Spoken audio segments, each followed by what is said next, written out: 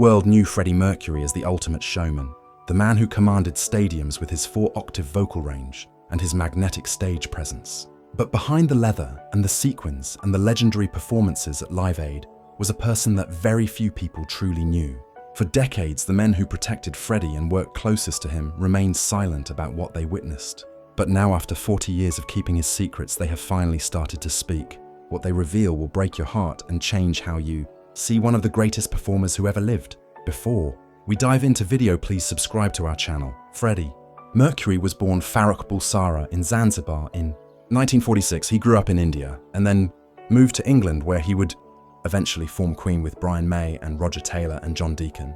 The band became one of the biggest rock acts in history, selling millions of albums and performing to sold-out crowds across the globe. But success came with a price that few people understood. As Queen grew more famous, Freddie needed protection. He needed people around him who could keep him safe from obsessed fans and intrusive media. More importantly, he needed people he could trust with his private life. People who would guard his secrets as fiercely as they guarded his physical safety. The men who worked security for Freddie were not just bodyguards. They became his confidants, his friends, the keepers of his secrets. In the 1970s and 1980s, being a gay man in the public eye was dangerous both professionally and personally. Freddie kept his sexuality hidden from the world for years. He had relationships with women, including Mary Austin, who he called the love of his life. But he also had relationships with men, and the people who protected him saw everything. They witnessed the joy and the pain. They saw the public persona and the private person. They carried the weight of knowing the real Freddie Mercury. One bodyguard who worked with Freddie throughout the height of Queen fame has recently opened up about what those years were really like. His name has been kept private at his request, but his stories paint a picture of Freddie that is both beautiful and tragic. He describes a man who was generous and kind and funny, a man who loved his friends and his cats and his music with a passion that was almost childlike, but also a man who was deeply lonely and afraid of being rejected for who he truly was. A man who wore masks not just on stage but in his daily life. The Bodyguard recalls the first time he met Freddie. It was 1980 and Queen was preparing for a massive world tour. Freddie walked into the room wearing sunglasses and a leather jacket, looking every bit the rock star. He looked untouchable, larger than life, but when he shook hands and introduced himself, he was polite and soft-spoken. There was a gentleness about him that surprised everyone in the room. This was not the wild performer they had seen on stage, throwing himself around and commanding thousands. This was someone different, someone vulnerable, someone who seemed almost shy. As the tour progressed, the Bodyguard saw both sides of Freddie. On stage, he was fearless and electrifying. He owned every room he walked into. He could make 70,000 people feel like he was singing directly to them and only them. The energy he brought to performances was unlike anything anyone had ever seen. He would strut across the stage in his iconic costumes, commanding attention with every movement. The audience worshipped him. They screamed his name. They sang along to every word. He was their king and he knew it. But the moment he walked off stage, everything changed in an instant. Backstage, Freddie would collapse into a chair, completely exhausted. The persona would drop like a curtain falling. His shoulders would slump. The light would fade from his eyes. The Bodyguard describes how Freddie would sit quietly, often alone, even when surrounded by people. He would drink champagne and smoke cigarettes and stare off into space. It was as if performing took everything out of him, as if he left pieces of himself on that stage every single night, as if the man who walked off stage was emptier than the man who had walked on. What broke the Bodyguard heart most was seeing how isolated Freddie was despite his fame. Despite being surrounded by bandmates and crew and adoring fans, Freddie was profoundly lonely. He struggled to trust people in a world where everyone wanted something from him. He never knew if someone wanted to be his friend or if they just wanted access to his fame and fortune. The Bodyguard remembers Freddie once saying that he felt like he was living in a glass box. Everyone could see him, everyone watched him, but no one could really reach him. No one could truly touch the person inside. The Bodyguard also witnessed Freddie relationships up close. He saw the love Freddie had for Mary Austin. Even after their romantic relationship ended, they remained incredibly close. Freddie bought her a flat near his home in Kensington. He called her almost every day without fail. He trusted her more than anyone else in the world. In his will, he left her his home and a huge portion of his wealth. Mary understood Freddie in a way that few others did. She accepted him completely without judgment. She loved him for who he was, not who the world wanted him to be. But the Bodyguard also saw Freddie relationships with men. In the early 1980s, Freddie began spending more time in gay clubs and bars around London and other cities. He was searching for connection, for love, for acceptance, for a place where he could be himself without fear. The bodyguard would accompany him to these places, staying close, but giving him space to be free. He watched Freddie laugh and dance and for brief moments seemed truly happy. But he also watched Freddie get hurt time and time again, watched him trust the wrong people, watched him give his heart to men who did not deserve it or who wanted his money and fame more than they wanted him. One of the most painful memories the bodyguard shares is about the media and their treatment of Freddie. The British tabloids were brutal and relentless. They hounded him constantly like predators stalking prey. They published invasive stories about his private life without his consent. They outed him before he was ready to come out on his own terms. The bodyguard describes having to physically shield Freddie from photographers who would jump out of bushes or chase their car through the streets of London. Freddie would sit in the back seat with his head down, trying not to cry. The invasion of privacy was relentless and cruel, and it took a toll on Freddie's mental health. The bodyguard also talks about Freddie's extraordinary generosity. Despite his own struggles and pain, Freddie was incredibly kind to others. He would give extravagant gifts to friends for no reason other than he wanted to make them happy. He threw legendary parties at his home in Garden Lodge that people still talk about today. He supported young artists and musicians, giving them opportunities and encouragement. He donated to charities quietly, without seeking recognition or praise.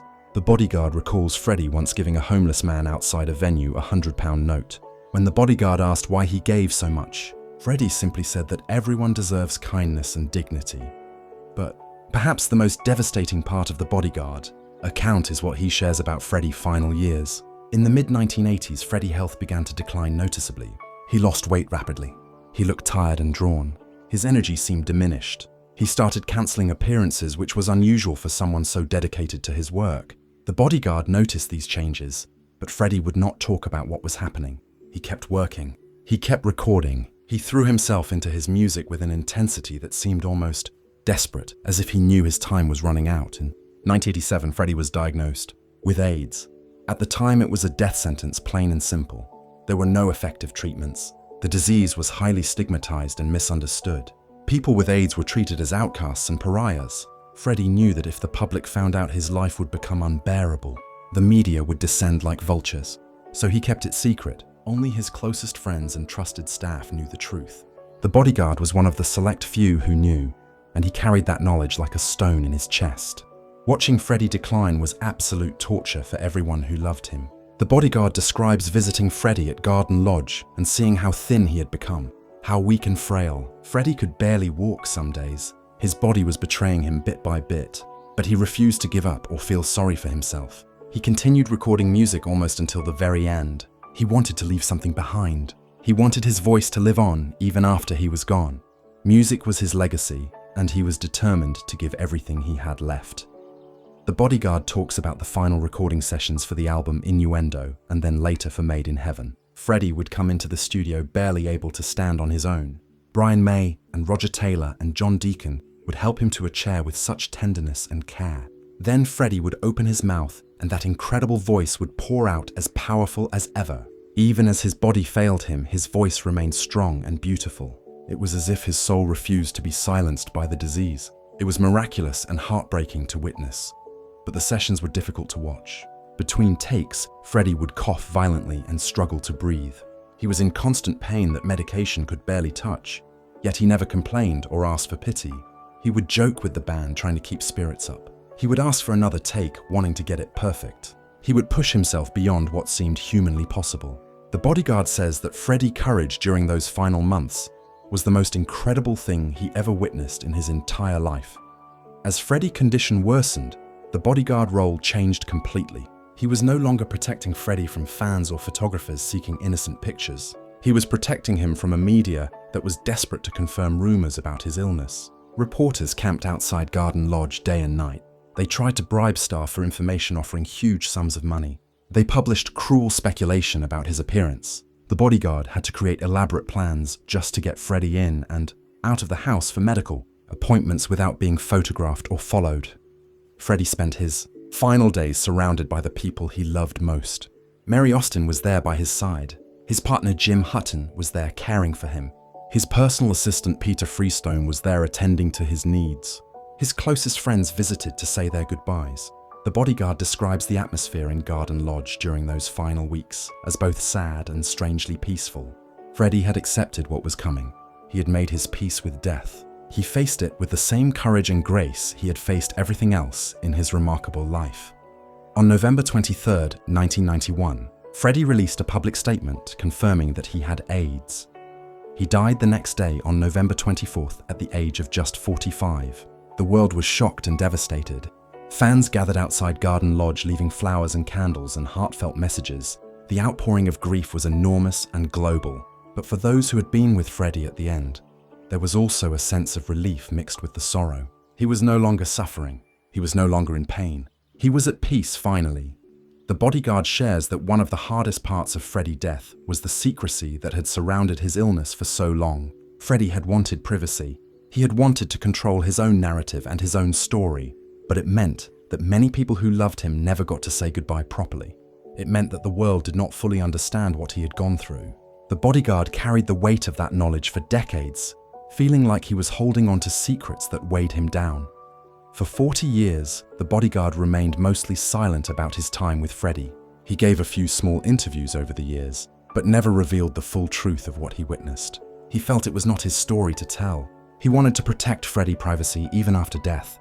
He felt he owed Freddie that loyalty and respect. But as time passed, and as more people who knew Freddie began to die themselves, the Bodyguard realized that these stories needed to be preserved. Future generations needed to know the real Freddie Mercury, not just the legend. What the Bodyguard reveals is that Freddie was so much more than the legend we remember. He was not just the showman in the yellow jacket at Wembley Stadium. He was not just the voice behind Bohemian Rhapsody.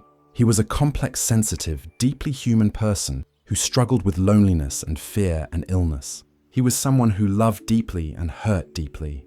He was someone who gave everything he had to his music and his friends. He was someone who laughed and cried and made mistakes just like everyone else. The Bodyguard also speaks about his own regrets. He wishes the world had been kinder to Freddie when he was alive. He wishes that Freddie had felt safe being openly gay without fear of rejection. He wishes that AIDS had not carried such terrible stigma. He wishes that Freddie had lived to see the acceptance and celebration that eventually came. Freddie died just as the world was beginning to change its attitudes. He missed seeing Queen inducted into the Rock and Roll Hall of Fame. He missed seeing his music introduced to new generations through films and musicals and tribute shows, but perhaps most devastating is what the Bodyguard says about Freddie's final wish. Freddie did not want a public funeral or a big spectacle. He did not want thousands of people watching and cameras recording. He wanted a small private ceremony with only his closest friends. He was cremated according to Zoroastrian tradition, honoring his Parsi heritage and his roots. His ashes were given to Mary Austin, who has never revealed where she scattered them. Even in death, Freddie maintained his privacy and his mystery. The Bodyguard account reminds us that behind every icon is a human being with feelings. Freddie Mercury was not invincible despite how he appeared on stage. He was not untouchable despite his fame. He was a man who loved and laughed and suffered. He was someone's friend and someone's partner and someone's son. The Bodyguard memories paint a picture of a person who was both extraordinarily talented and heartbreakingly ordinary in his human needs and vulnerabilities. What destroys you about this story is realizing what Freddie went through largely alone. The fear he must have felt when he was first diagnosed with a disease that had no cure.